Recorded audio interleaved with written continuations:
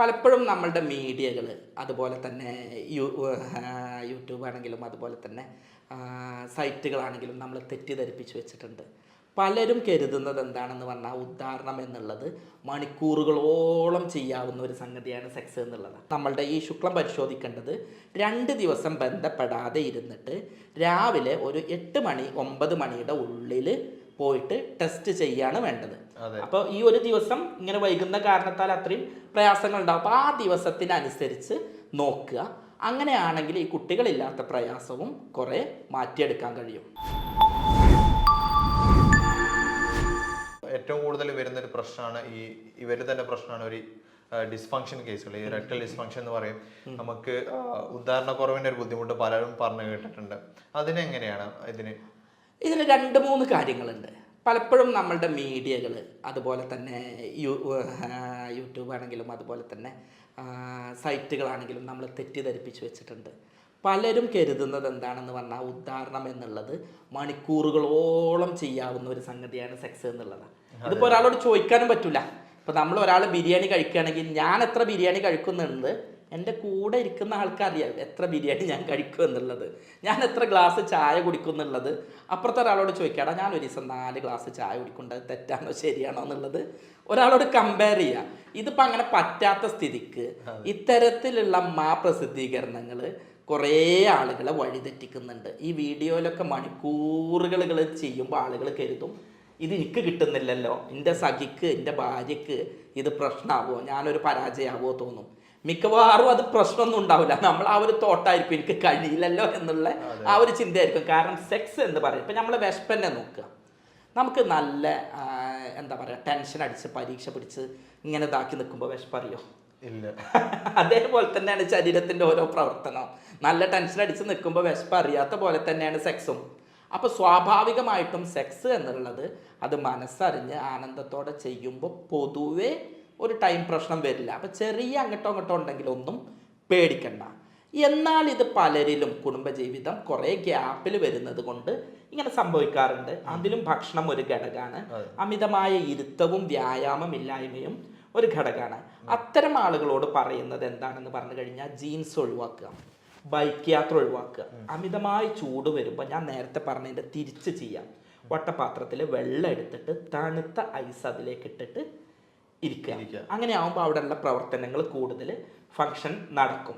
അതുപോലെ തന്നെ ചെയ്യാവുന്നത് നമ്മളുടെ അമക്കുരം എന്ന് പറഞ്ഞിട്ടുള്ളത് അവിടെ കിട്ടുമല്ലേ എന്നുള്ളത് എനിക്കറിയില്ല. അമക്കുരം അത് എന്ത് ചെയ്യുക, നന്നായിട്ട് പൗഡർ ആക്കിയിട്ട് ഉപയോഗിച്ച് 1 സ്പൂൺ 1 ഗ്ലാസ് പാലിൽ ചേർത്തിട്ട് 14 ദിവസം കുടിക്കുക. നാട്ടിലെത്തിയിട്ട് ഉപയോഗം തുടങ്ങിയാലും മതി, നല്ല മാറ്റം അതിൽ കിട്ടും. ഇതിൽ തന്നെ വേറൊന്നുണ്ട്, പ്രവാസികളിൽ കാണുന്ന ഒരു രോഗമാണ് ഇൻഫെർട്ടിലിറ്റി അഥവാ കുട്ടികളില്ലായ്മ. സെക്ഷൽ ഫങ്ഷനും കുട്ടികളില്ലായ്മയും തമ്മിൽ ചെറിയ കുറച്ച് വ്യത്യാസമുണ്ട്. വണ്ടിൻ്റെ എൻജിനും വണ്ടിൻ്റെ ബോഡിയും തമ്മിലുള്ള വ്യത്യാസം പോലെ തന്നെ. ചിലർക്ക് സെക്ഷൽ പവർ കുറേ നേരം മെയിൻറ്റെയിൻ ചെയ്യാൻ പറ്റില്ല, പക്ഷേ വേഗത്തിൽ കുട്ടിയാക്കാൻ പറ്റും. ചിലർക്ക് നേരെ തിരിച്ചായിരിക്കും, സെക്ഷൽ പവറും ഇറക്ഷനും ഒക്കെ ഉണ്ട്, പക്ഷേ ബീജം ബ്ലോക്ക് ആയിരിക്കും, കുട്ടിയാക്കാൻ പറ്റില്ല. അങ്ങനെ ഇത് രണ്ടാണ്. ചിലരെന്താ കരുതുക പറഞ്ഞാൽ എനിക്ക് വേഗം സ്ഖലനം സംഭവിച്ചില്ല, എനിക്ക് കുട്ടിയാവില്ലേ എന്ന് കരുതുന്നവരുണ്ട്. ചിലർ കരുതും ഇന്നതൊന്നും ബാധിക്കൂല, ഞാൻ കുറേ സമയം എടുക്കുന്ന ആളാണ് എന്ന് കരുതുന്ന ആളുകളുണ്ട്. ഇതിൻ്റെ ഒരു കാരണം എന്താണ്? പ്രവാസികൾക്ക് കുട്ടികളില്ലാതിരിക്കാനാവുന്നതിൻ്റെ ഒരു കാരണം ഒരു പുരുഷനെ സംബന്ധിച്ച് അവൻ്റെ ഓരോ സെക്ഷൽ ഇജാക്കുലേഷനും അവൻ്റെ ശുക്ലം പുറത്തേക്ക് പോകുന്ന ഓരോ സമയത്തും ഒരുപാട് ബീജം അതിലുണ്ട്. അപ്പോൾ ഓരോ പ്രാവശ്യം പോകുമ്പോഴും അവന് ഒരു സ്ത്രീയെ പ്രഗ്നൻ്റ് ആക്കാൻ കഴിയും. എന്നാൽ ഒരു സ്ത്രീയെ സംബന്ധിച്ച് അങ്ങനെയല്ല. അവൾ ബന്ധപ്പെട്ട് കഴിഞ്ഞാലും ഒരു ആർത്തവ ചക്രത്തിൽ 1 പ്രാവശ്യം മാത്രമേ ഉൽപ്പാദിപ്പിക്കുന്നുള്ളൂ. അപ്പോൾ 28 ദിവസത്തിൽ അല്ലെങ്കിൽ ഒരു കൊല്ലത്തിൽ ആകെ 12ഓ 13ഓ പ്രാവശ്യമാണ് ഇവരുടെ ശരീരത്തിൽ ഉൽപ്പാദിപ്പിക്കുന്നത്. അപ്പോൾ ഒരു വർഷത്തിൽ 12 പ്രാവശ്യമോ 13 പ്രാവശ്യമൊക്കെയാണ് ഈ കുട്ടിയാവാനുള്ള സാധ്യത ഉള്ളത്. അതുകൊണ്ട് തന്നെ പ്രവാസികൾ കുട്ടികളാവാൻ പ്രയാസം അനുഭവിക്കുന്ന പ്രവാസികളാണെങ്കിൽ ആദ്യം ഭാര്യയുടെ ആർത്തവ ചക്രം കൃത്യമാക്കണം. 2 ഭർത്താവിൻ്റെ സെമൻ അനാലിസിസ് ഒന്ന് പരിശോധിക്കുക. സെമൻ അനാലിസിസ് എന്ന് പറഞ്ഞാൽ ശുക്ല പരിശോധന. ഇത് പലപ്പോഴും ഇവർ എന്താ ചെയ്യാറുണ്ട്, നാട്ടിൽ വന്നിട്ട് ശുക്ലം പരിശോധിക്കാൻ പോകും. അപ്പം എന്താ ഉണ്ടാവുക പറഞ്ഞാൽ ശരിയായ റിപ്പോർട്ട് കിട്ടില്ല. അതിൻ്റെ കാരണം എന്താ പറഞ്ഞാൽ നമ്മളുടെ ഈ ശുക്ലം പരിശോധിക്കേണ്ടത് 2 ദിവസം ബന്ധപ്പെടാതെ ഇരുന്നിട്ട് രാവിലെ ഒരു 8 മണി 9 മണിയുടെ ഉള്ളിൽ പോയിട്ട് ടെസ്റ്റ് ചെയ്യാണ് വേണ്ടത്. അത് തന്നെ ടെസ്റ്റ് ചെയ്ത് ശുക്ലം എടുത്ത് 10-15 മിനിറ്റിൻ്റെ ഉള്ളിൽ ലാബിലെത്തണം. അതെ. അങ്ങനെയുള്ള ഒരു അവസ്ഥയിലാണ് നോക്കേണ്ടത്. പലർക്കും ഇതൊന്നും അറിയില്ല. അവർ തലേന്ന് ബന്ധപ്പെട്ടിട്ടുണ്ടാവും, പിറ്റേന്ന് ഉച്ചക്കോ അല്ലെങ്കിൽ ഏതെങ്കിലും സമയത്ത് എടുത്തിട്ട് കൊണ്ടുപോയിട്ട് ലാബിൽ ടെസ്റ്റ് ചെയ്യുകയാണ് ചെയ്യുന്നത്. ഇതിന് പകരമായിട്ട് കൃത്യമായിട്ട് ഈ രീതിയിൽ ടെസ്റ്റ് ചെയ്യുക. ടെസ്റ്റ് ചെയ്യുമ്പോൾ സെമൻ എടുക്കുന്നതും അവരൊരു പാത്രം തരും, അവരൊരു ലാബ് ജാർ തരും, അതിലാണ് എടുക്കേണ്ടത്. അതല്ലെങ്കിൽ ഈ പാത്രത്തിൽ നിന്നുള്ള എന്തെങ്കിലും റിയാക്ഷൻ കാരണം ബീജം നശിക്കുകയും അതിലൂടെ നമുക്ക് തെറ്റായ വാല്യൂ കിട്ടാൻ സാധ്യതയുണ്ട്. പിന്നെ പ്രവാസി സുഹൃത്തുക്കളോട് പറയുന്നത്, പറ്റുകയാണെങ്കിൽ നല്ല ലാബും ചെലവ് കുറഞ്ഞതൊക്കെ ആണെങ്കിൽ നിങ്ങൾ നാട്ടിൽ വരുന്നതിൻ്റെ മുമ്പ് തന്നെ എന്ത് ചെയ്യുക, ഈ ടെസ്റ്റ് നടത്തുക. ഭാര്യയുടെ നിങ്ങൾ നാട്ടിലേക്ക്, കാരണം നിങ്ങൾ ആകെ 15 ദിവസത്തിനോ 20 ദിവസത്തിനോ വരിക, ഒരു ദിവസമാണ് അന്ന് പ്രഗ്നൻ്റ് ആവാൻ സാധ്യതയുള്ള ഓവുലേഷൻ ഡേ ഉള്ളത്. അപ്പോൾ ആ ദിവസം നിങ്ങൾ വന്നിട്ട് ചികിത്സിക്കാൻ സമയം ഉണ്ടാവില്ല. അപ്പോൾ അതുകൊണ്ട് എന്ത് ചെയ്യുക, ആദ്യം ടെസ്റ്റ് നടത്തിയിട്ട് പ്രശ്നം ഉണ്ടോ ഭർത്താവിനുണ്ടെങ്കിൽ എന്താ നോക്കുക, ഭാര്യയുടെ മെൻസസ് റെഗുലർ ആക്കിയിട്ട് കൊണ്ടുവരിക. എന്നിട്ട് അതിനൊരു ഡേറ്റ് ഉണ്ട്, ആ ഡേറ്റ് ഞാൻ ഇപ്പോൾ പറഞ്ഞു തരാം. മെൻസസ് ആയത് 1-ാം തീയതി ആണെങ്കിൽ 10-ാം തീയതി മുതൽ 18-ാം തീയതി വരെയുള്ള ദിവസങ്ങളാണ് ഗർഭധാരണ സാധ്യത കൂടുതലായിട്ടുള്ള ദിവസം. 28 ദിവസമുള്ള സൈക്കിളുള്ള ഒരു സ്ത്രീ ആണെങ്കിൽ 28 ദിവസമാണ് സൈക്കിൾ എന്ന് കരുതുന്നത്.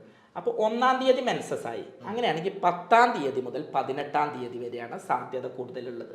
അപ്പോൾ ലീവ് എടുത്ത് വരുന്നവർ ഏതാണ്ട് ആ ഡേറ്റിക്ക് ടിക്കറ്റ് അറേഞ്ച് ചെയ്തിട്ട് വരിക.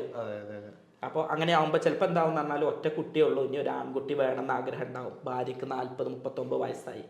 അപ്പോൾ ഇനി ഇവനെ അടുത്ത കഴിഞ്ഞിട്ട് പിന്നെ വരുമ്പോഴേക്ക് ഭാര്യയുടെ റീപ്രൊഡക്റ്റീവ് ഏജ് കഴിഞ്ഞിട്ടുണ്ടാവും. ഞാൻ ഈ പറയുമ്പോൾ ഇതിൻ്റെ ഗൗരവമില്ലാതെ ഇതിനെയൊക്കെ വേറെ അർത്ഥത്തിൽ കാണുന്നവരുണ്ടാവും. അവരിങ്ങനെയുള്ള ആളുകളുടെ പ്രയാസങ്ങൾ മനസ്സിലാക്കുക. ഞങ്ങൾ ഡോക്ടർമാർ എന്നുള്ള നിലക്ക് ദിവസം കണ്ടുകൊണ്ടിരിക്കുന്ന ഒരു പ്രയാസമാണ്, അതുകൊണ്ടാണ് ഇത് ഈ രൂപത്തിൽ പറയുന്നത്. അപ്പോൾ ആ ഓവുലേഷൻ ഡേ എന്ന് പറഞ്ഞാൽ 1-ാം തീയതി മെൻസസ് ആയാൽ 10-ാം തീയതി മുതൽ 18-ാം തീയതി വരെയാണ് ഇതിൻ്റെ സാധ്യത, ഗർഭധാരണ സാധ്യതയുള്ള ദിവസങ്ങൾ. പലരും ഈ പറയുമ്പോൾ തെറ്റൂട്ടോ, കുളിച്ച് കഴിഞ്ഞതിന് ശേഷമാണ് കരുതും. അങ്ങനെയല്ല, 1-ാം തീയതി മെൻസസ് ആയാൽ 10-ാം തീയതി മുതൽ 18-ാം തീയതി വരെ. ഇതിൽ ഏറ്റവും സാധ്യതയുള്ള ദിവസം 14-ാമത്തെ ദിവസമാണ്. അന്ന് എന്തായാലും ബന്ധം ഉണ്ടാവുക. പിന്നെ സാധ്യത കുറച്ച് കുറവുള്ള എന്നാൽ മാക്സിമം ഉള്ള ദിവസങ്ങളാണ് 13-ാമത്തെ ദിവസവും 15-ാമത്തെ ദിവസവും.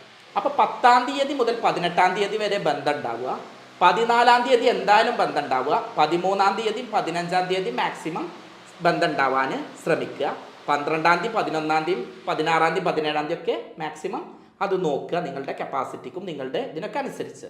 അപ്പോൾ ആ ദിവസങ്ങൾ പലർക്കും അറിയില്ല. ഈ അറിവില്ലായ്മൻ്റെ പേരിൽ കുട്ടി ഉണ്ടാവില്ല. എന്നിട്ട് ഇവർ പറയും ഞങ്ങൾ എന്നും ബന്ധപ്പെട്ടിട്ടുണ്ടായിരുന്നു, പക്ഷെ ഈ ദിവസങ്ങളിൽ ബന്ധപ്പെട്ടിട്ടുണ്ടാവില്ല. അതല്ലെങ്കിൽ പ്രവാസികളാണ്, ഏതെങ്കിലും നമ്മൾ ടിക്കറ്റ് എടുത്തിട്ട് ഫ്ലൈറ്റ് മാറുക, ഇതാവും, അങ്ങനെയൊക്കെ സംഭവിക്കാം. അതൊക്കെ ഇവരുടെ ലൈഫിൽ ഓരോ ദിവസവും വിലപ്പെട്ടതാണ്. അപ്പോൾ ഈ ഒരു ദിവസം ഇങ്ങനെ വൈകുന്ന കാരണത്താൽ അത്രയും പ്രയാസങ്ങൾ ഉണ്ടാവും. അപ്പോൾ ആ ദിവസത്തിനനുസരിച്ച് നോക്കുക. അങ്ങനെയാണെങ്കിൽ ഈ കുട്ടികളില്ലാത്ത പ്രയാസവും കുറെ മാറ്റിയെടുക്കാൻ കഴിയും. അതെ. അപ്പോൾ പല ആളുകൾക്കും അറിയാത്തൊരു അറിവാണ് സാർ ഇപ്പോൾ പറഞ്ഞത്, കാരണം എങ്ങനെ എന്നുള്ളതൊക്കെ.